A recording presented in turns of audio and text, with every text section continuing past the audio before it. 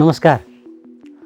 अर्थतन्त्र धर्मराएपछि अर्थमन्त्री बरबराको बरबराई हुनुहुन्छ।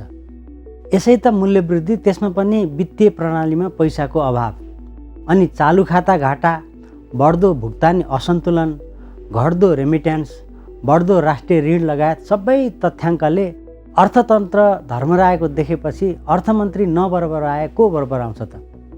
त्यसो भए अहिलेको आर्थिक डामाडोलको कारण के हो त? वर्तमान सरकार पूर्ववर्ती सरकारतिर औँलो ठड्याउँछ। पहिलेका सरकार पनि त्यसै गर्थे। फेरि अहिलेका हाम्रा अर्थमन्त्रीलाई अर्थशास्त्र थाहा छैन रे। अर्थशास्त्र पढ्ने बेला अनर्थशास्त्र पढ्दै बम बारुदका धन्दामा लागेपछि थाहा पनि कसरी होस् त? भनेपछि अर्थतन्त्रका समस्याहरूको पहिचान र समाधानको योजना प्रस्तुत गर्ने जिम्मेवारी अब कर्मचारी तन्त्रमा पुग्यो होला। मन्त्रीको काम त भाषण गरेर शासन गर्ने नै हो। हुन पनि मन्त्रीले काम गर्नै पर्ने भए कर्मचारीहरूको आवश्यकता किन नै पर्यो हैन त मन्त्रीज्यू? एक थरी विद्वानहरू लगातार मुलुकको ऋणको भार थपिने क्रम बढेको भनेर चिन्ता व्यक्त गर्छन्। तर के को चिन्ता? ऋण तिर्ने, ऋण दिन विश्व ब्याङ्क वा अन्तर्राष्ट्रिय मुद्रा कोष जस्ता साहुहरू तयारै छन्। बाँकी अपुग नेपाली जनताले दिइरहेकै छन्। सरकार जस्तो छैन, संसद जस्तो छैन, अदालत जस्तो छैन भनिरहेका छन् स्वयं नेताहरू। त्यसो त बजार पनि बजार जस्तो छैन नि त, चाहे सेयर बजार होस् वा अरू बजार। पुँजी बजारको थाहा नभएका नेताले फु गर्दैमा गर्ल्याम गुर्लुम ढल्ने पनि के को बजार? यसैबीच राजनीतिक दलहरूको भने बजार खुब चल्या छ, जसलाई उनीहरूले महाधिवेशन भन्छन् क्यारे। बजार भएपछि किनबेच त हुने नै भयो। यसलाई कतिले बा अधिवेशन, दाई अधिवेशन र गाई अधिवेशन भन्या छन्। महाधिवेशनमा राजनीतिक विचारको मन्थन, नीतिगत बहस र नीतिका आधारमा नेतृत्व छनौटमा केन्द्रित हुनुपर्ने हो। तर सबैजसो राजनीतिक दलका अधिवेशन भने पार्टीका बा नेताले आफू र आफूलाई छानेको सूची अनुमोदन गर्ने वा कुनै दाईको चयन गर्नमै सीमित भएछ। त्यसैले यी महाधिवेशनहरूलाई भाते भेला पनि भन्दा रहेछन्। देशभरिबाट प्रतिनिधि आउने, नेताका भाषणमा ताली दिने, मासु भात खाने र तोकिएका नेतालाई भातको बदलामा भोट दिएर फर्किने। सूर्य पार्टीका एक भक्तलाई मैले सोधेँ, हिजो आज तपाईँको पार्टी बारदलीबाट आकाशतिर मात्र हेरेर किन टोलाइरहन्छ? अहिले तपाईँको पार्टीको खुट्टा जमिनमा छैन कि क्या हो? उनले भने, हाम्रो 8 जको नारा सुन्नु भएको छैन र? अझ हाम्रो पार्टीको जति जग्गा र जमिनमा लगानी त कसैको पनि छैन। मैले बल्ल कुरा बुझेँ। बाको अधिवेशनमा नयाँ सूर्य उदाउने कुरा पनि आएछ। त्यो नयाँ सूर्य स्वदेशी होला कि पहिले जस्तै रुस, चीन वा उत्तर कोरियातिरबाट उदाउने होला? नयाँ सूर्य आएपछि अहिले अलिअलि लहराइरहेको रुखको के होला? अझ झ्याङ्गेला कि ओइलिएर जाला? त्यस्तै हिजो रुख काटी हिँड्ने तर अहिले रुखमै अड्किएका हँसिया हथौडाहरूले के गर्लान्? जे होस्, के ठुला के साना सबै दलहरूमा चुनावी कम्पन सुरु भएको छ। संसद, स्थानीय तह तथा प्रदेश चुनावको माहौल सुरु भएको छ।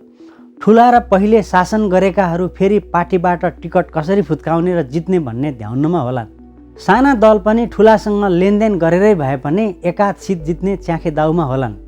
पहिले टिकट नपाएका वा चुनाव हरुवाहरू अब कसरी पार लाग्ने भन्ने जुक्ति खोज्दै होलान्। पहिलेको चुनावमा लागेको ऋण अझै तिर्न नसक्नेहरू चाहिँ अब के गर्ने भनेर सोचमग्न होलान्। संसदीय राजनीतिक खेलाडीहरूका निम्ति चुनाव आफ्नो प्रगतिको एक खेल हो।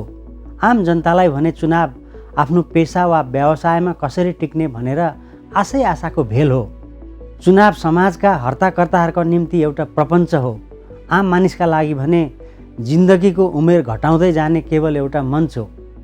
चुनावको तारतम्य जनताको रुचिबाट बन्दैन, यसबाट फाइदा लिने हर्ताकर्ताहरूको हित हेरेर बन्छ। निर्वाचन आयोग मतदाता नामावली सङ्कलन गर्छ, सरकारले पनि बजेट छुट्याइदिन्छ र मिति घोषणा गरिदिन्छ। बस मिडियालाई खुराक पुगिहाल्छ। सबैबाट चुनावको धुवाँधार प्रचार सुरु हुन्छ। के गाउँ के सहर खाइलाग्दा खान पाउने मान्छेहरू चुनावबारे बोल्न थाल्छन्। अनि राजनीतिक दलहरू पनि समाजसेवी अवतारमा प्रकट हुन थाल्छन्। अनि नेता खेतमा धान काटेको नाटक गर्न थाल्छन्। गरिबको घरमा खाएको फोटो फेसबुकमा हाल्न भ्याउँछन्। आम जनतामा फेरि भ्रम सुरु हुन्छ। दशकौँदेखि मतदान गरिरहँदा आफ्नो जीवनमा आधारभूत परिवर्तन कहिल्यै नभएको बिर्सिन्छन्, फेरि चुनावमा होमिन्छन्। दलहरू त चुनावकै मौका कुरिरहन्छन्। आफूले हिजो गरेका कामले नै यो पृथ्वी थामिएको जस्तो पुग्न थाल्छन्। आउँदो चुनावमा आफू निर्वाचित भए सबैको जीवनमा कायापलट गरिदिने बाचा गर्छन्, तर निर्वाचित भएपछि फेरि सबै थोक बिर्सिन्छन्। जनताको करबाट उठेको पैसा आफू खुसी खर्च गर्न थाल्छन्। देश जाए भाँडमे आफ्नो निर्वाचन क्षेत्रमा पैसा खन्याउने हो, आफ्ना भाइ भतिजालाई पिएर सल्लाहकार बनाउने हो। यसरी लोकतन्त्रमा लोकमाथि चुनावी तन्त्र यसरी सवार छ कि चुनावको परिणाम एक दिन आउँछ, तर दुष्परिणाम वर्षौँसम्म आइरहन्छ।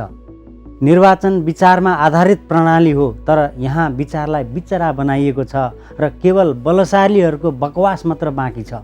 सामन्तवादी युगमा आम मानिसले आफ्नो प्रतिनिधि चुन्न पाउँदैनथे, तर यहाँ संसदीय व्यवस्थाले प्रतिनिधि छान्न त पाउने, तर जनताले चाहिँ कहिल्यै केही नपाउने बनाइएको छ। छन त संसदीय व्यवस्था सामन्तवादी परिपाटीका तुलनामा प्रगतिशील थियो नि, तर संसदीय खोलमा शासन व्यवस्था झोल बनाए केही सीमित झोलेहरूले।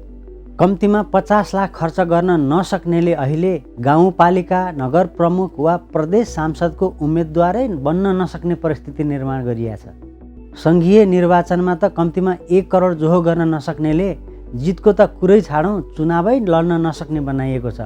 त्यो पैसा कहाँबाट आउँछ? त्यो त लगानी पो हो त। जसले भोलि देश लुट्न सक्छ उसैले लगानी गर्छ।